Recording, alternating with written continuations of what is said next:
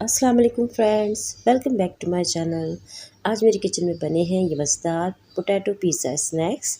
आइए इनको बनाने का तरीका देख लीजिए। इसके लिए मैंने 3 मीडियम साइज़ के आलू लिए, उन्हें मैंने छीला और अच्छी तरह से ग्रेटर से ग्रेट किया और पानी से वॉश कर लिया। 1-2 मरतबा पानी से इसे वॉश करके आप छन्नी से छान लें, तो ये इस तरह से आपके पास आलू आ जाएंगे। कद्दूकस कर लें आप आलू को और इन्हें वॉश ज़रूर करना है। 1 अदद अंडा ले रही हूँ इसमें।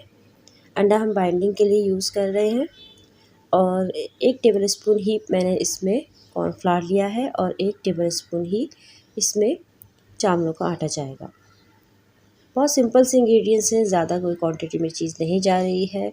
नमक लिया है, आप अपने टेस्ट के मुताबिक लीजिएगा। पिसी हुई काली मिर्चें भी और सफ़ेद दखनी मिर्चें लिए मैंने। इसे ब्लैक पेपर और वाइट पेपर बस। ऑरिगानो लिया है हाफ़ टी स्पून और थाइम भी लिया है हाफ़ टी स्पून।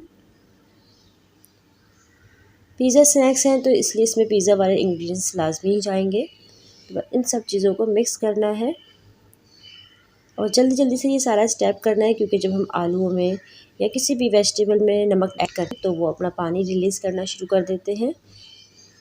तो इससे पहले कि ये आलू अपना वाटर रिलीज़ करें, हमें इसकी मिक्सिंग करनी है और इसको फ़ौरन से कुकिंग के लिए रेडी कर लेना है। तो मैंने फ्राई पैन रखा हुआ है चूल्हे पर और इसमें मैं सिर्फ 1 टेबलस्पून ऑयल डाल रही हूँ। और जिस साइज़ का भी आपको स्नैक रेडी करना है, बस उतनी ही क्वांटिटी में आपने ये आलूओं का मिक्स डालना है। और ये नीचे से हल्की आंच पर मैं इसको कुक कर रही हूँ ताकि ये अंदर से भी अच्छे से कुक हो जाए और मैं साथ साथ इसको राउंड शेप भी देती जा रही हूँ। तो मुझे छोटा सा एक पिज़्ज़ा बनाना है, तो मैं इसको हल्का सा फ्लैट कर दिया है ताकि ये ज़्यादा थिक मोटी लेयर ना हो। आराम से कुक हो जाएगी अगर ज़्यादा मोटी लेयर नहीं रखेंगे आप तो। बस नीचे से मैं इसे हाफ़ डन करूँगी, वो इसलिए कि इसे हमें अगेन कुक करना है। तो इसे फ्लिप कर लेंगे हम। अब ऊपर से हमें इसे अच्छा सा गोल्डन कलर देना है। अगर ज़रूरत हो तो आप थोड़ा सा ऑयल भी ऐड कर लीजिएगा और इसे थोड़ा सा क्रिस्पी और क्रंची हम बनाएंगे। तो इसको गोल्डन होने तक हमें सेकने देना है। बहुत कम ऑयल में ये स्नैक हमारे बन जाते हैं, देखिए। इसी तरह से मैं सारे ही स्नैक अपने रेडी कर लूँगी। मेरा फ्राई पैन छोटा है तो इसलिए इसमें 3-4, इससे ज़्यादा नहीं जा रहे।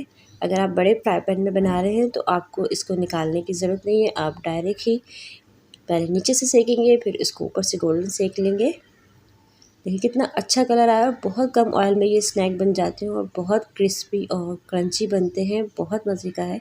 आप इसे ज़रूर ट्राई करके देखिएगा।